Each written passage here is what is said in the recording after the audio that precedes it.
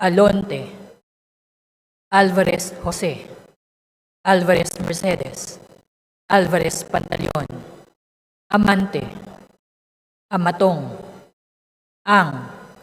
Angara, Aquino, Aquino Magsaysay, Arbison, Arenas, Arrogancia, Asistio, Ataide, Omentado, Balindong,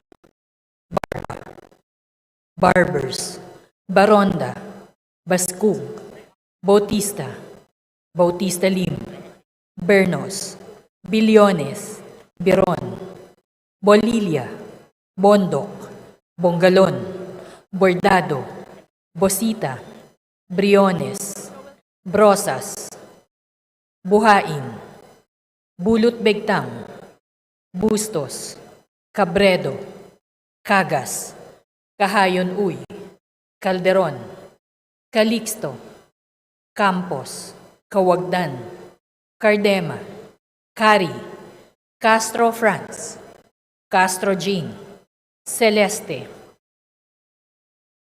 Chan, Sendanya, Chato, Chua, Chungalaw, Ko Angelica Natasha, Ko Elizaldi, Ko Pilar, Ko Juanco Jaime Eduardo Mark, Ko Juanco Mark, Colada, Colliantes, Corvera, Cruz Ambrosio, Cruz Ricardo, Cua, Cuaresma, Dagoo, Dalipe, Dalo, Dayanghirang, Daza, De Jesus, De Venecia, Defensor, Del Mar, De Los Santos, Dimaporo Muhammad Khalid, Dimaporo City Amina, Dionisio, Domingo, Duavit, Duhali, Duterte, D. Faustino Ino, D. Faustino Michael Carlos, D. Ian Paul, Ecleo, Emano, Enverga, Escudero, Espares, Espina, Estrella, Yudela, Fariñas, Fernandez, Ferrer Antonio, Ferrer Juliet Marie, Flores, Fortes, Frasco, Fresnedi, Fuentebella, Galeyos, Garcia Albert, Garcia Dante, Garcia Jose Arturo, Garcia Maria Angela, Garcia Pablo Jan, Garcia Vincent, Guardiola, Garin, Gasataya, Gato, Goed Christopher, Gomark, Goles, Gomez, Gonzaga, Gonzales Aurelio, Gonzales Neptali, Gonzales Sandro, Goriseta, Guico, Gintu, Gulyas, Gutierrez, Haresco, Hataman, Hernandez, Herrera, Oribata, Javier, Ko Olga, Ko Ricardo, Ko Wilton, Konghun, Labad-Labad, Lacson, Lacson Noel, Lagman, Lagon Daphne, Lagon Sani, Lara, Lazatin, Lee,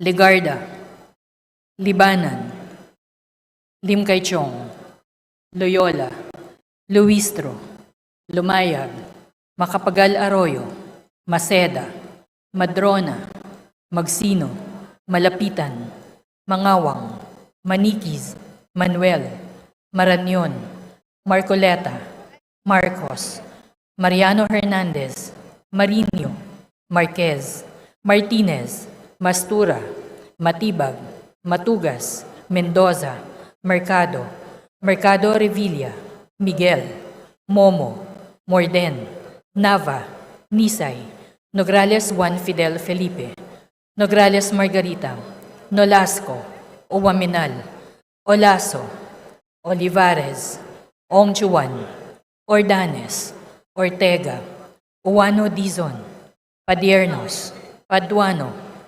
Paglas, Palma, Panaligan, Pancho, Panotes, Pascual, Peña, Pimentel, Plaza, Pleito, Primicia Sagabas, Pumaren, Puno, Kimbo, Rama, Rehencia, Remulla, Revilla Bryan, Revilla Ramonjolo, Reyes, Rillo, Rivera, Robes, Rodriguez Eulogio, Rodriguez Rufus, Roman, Romero, Romualdez Ferdinand Martin, Romualdez Ieda Marie, Romualdo, Romulo, Roque, Sakdalan, Sagarbaria, Sakaluran, Salceda, Sali, Salimbangon, Salo, Santos, Saulug, Silverio, Singson Rochelle, Singson Ronald, Singson Mihan, Solon, Suwan, Ives,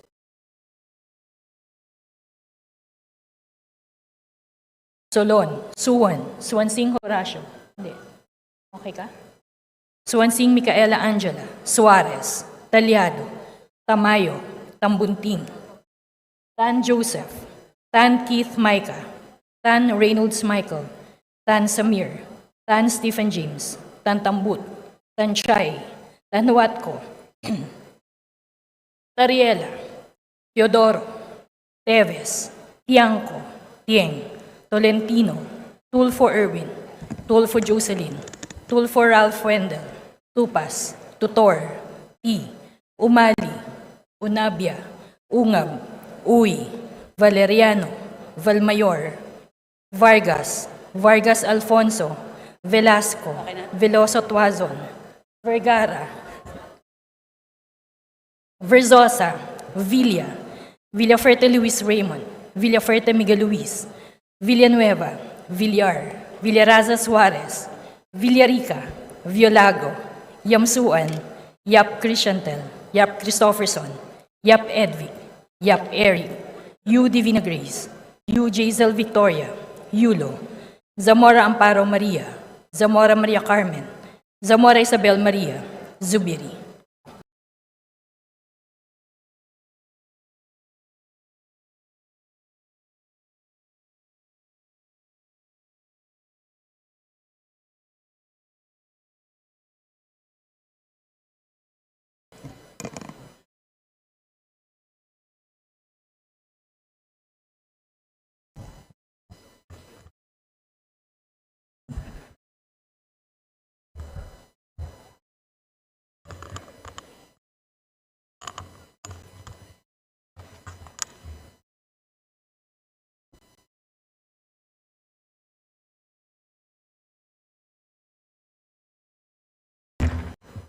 Session resumed.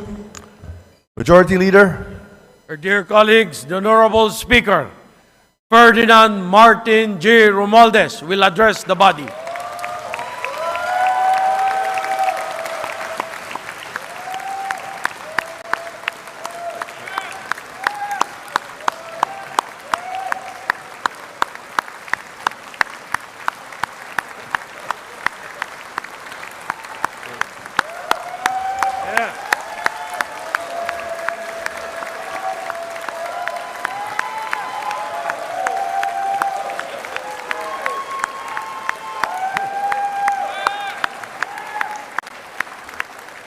Okay.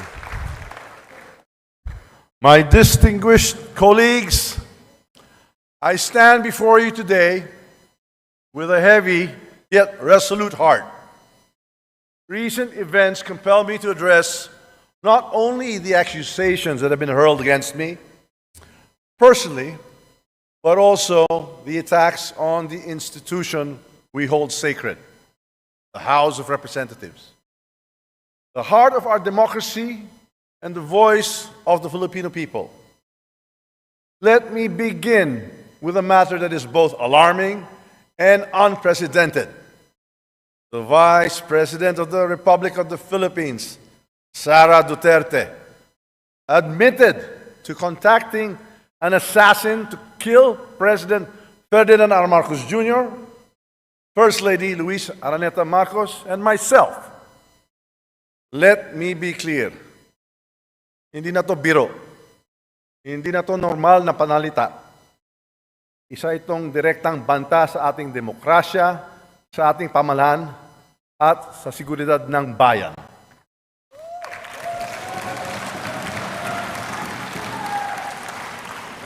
Such statement is not just reckless, it is dangerous. It sends a chilling message to our people, a message that violence can be contemplated by those in positions of power. This is not just an affront to the individuals targeted, it is attack on the very foundation of our government. It is an insult to every Filipino who believes in the rule of law and the sanctity of life.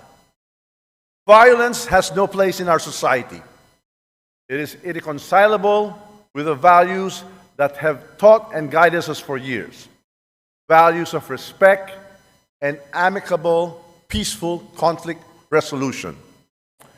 We cannot let this pass as mere rhetoric. The gravity of such confession demands accountability. It demands answers. It demands that we, as the representatives of the Filipino people, take a stand to protect our democracy from any and all forms of threats. The actions of the Vice President will go down in the annals of history like a nightmare that will haunt our people for generations. And this House will do whatever we can to protect the dignity of this institution and the 100 million Filipinos we represent.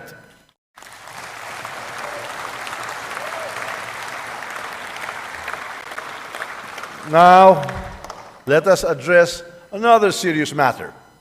The Vice President's unfounded and baseless accusations that I am plotting to destroy her because of alleged political ambitions for 2028 elections.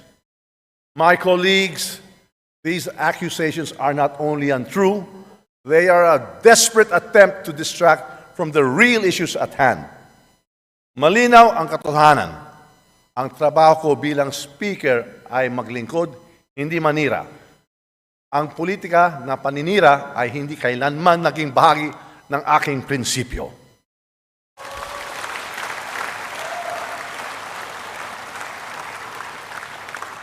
My focus has always been on fulfilling my responsibilities as Speaker of the House, leading with utmost integrity, untarnished by division and self-interest, and guided by the principle that every action and decision I take must always be for the benefit of the Filipino people.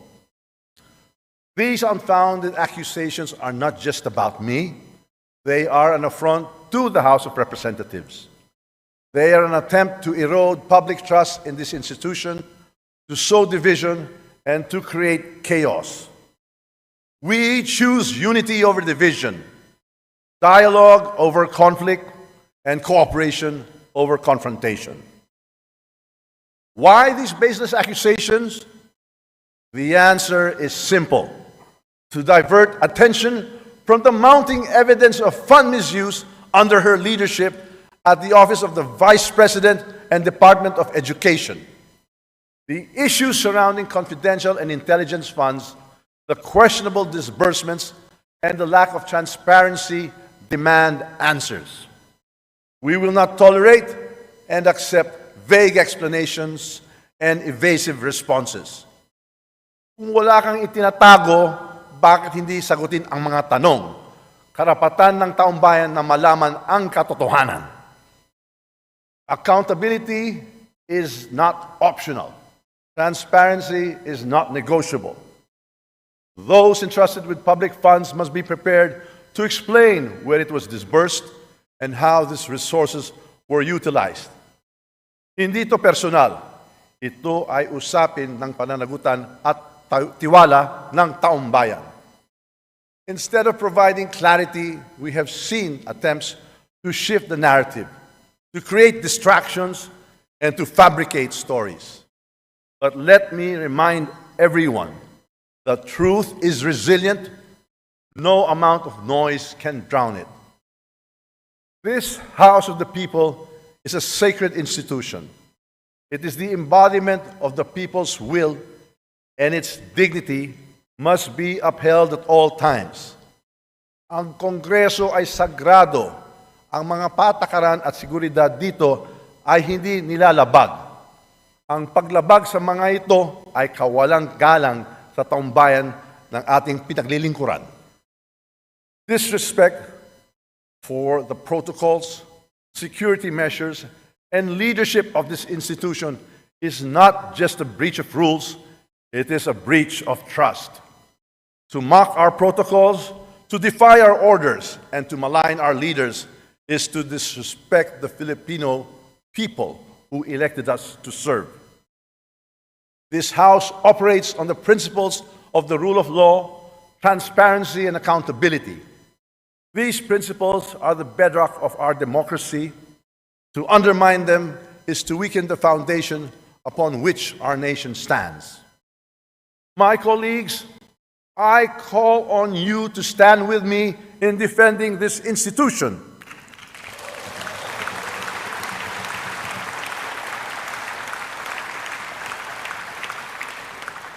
Ipaglaban natin ang dignidad ng Kongreso. Ipaglaban natin ang katotohanan. Ipaglaban natin ang ating demokrasya.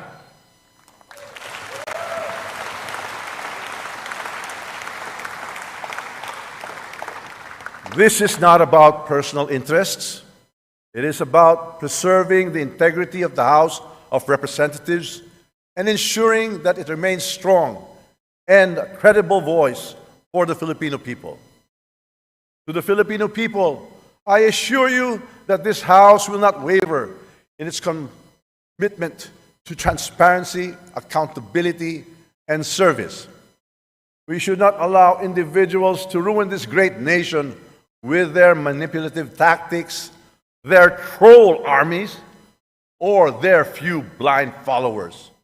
We owe it to the Filipino people to remain steadfast in our mission to pass laws that improve lives, protect freedoms, and ensure a brighter future for all. Finally, I reaffirm my unwavering support for President Ferdinand R. Marcos Jr. and his administration.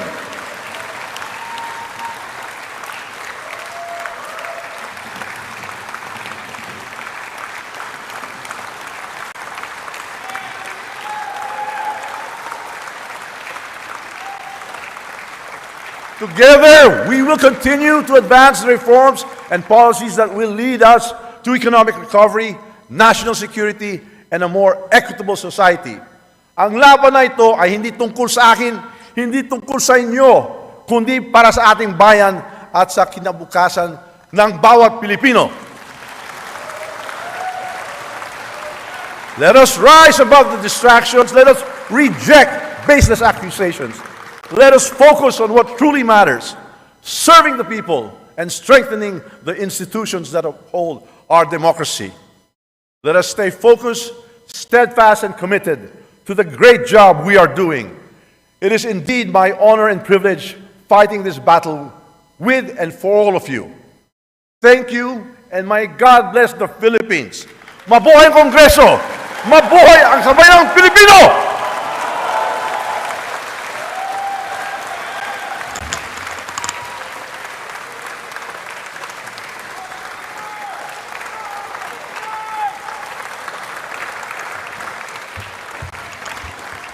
Majority Leader, Mr. Speaker, I move to suspend session for a few minutes. session suspended.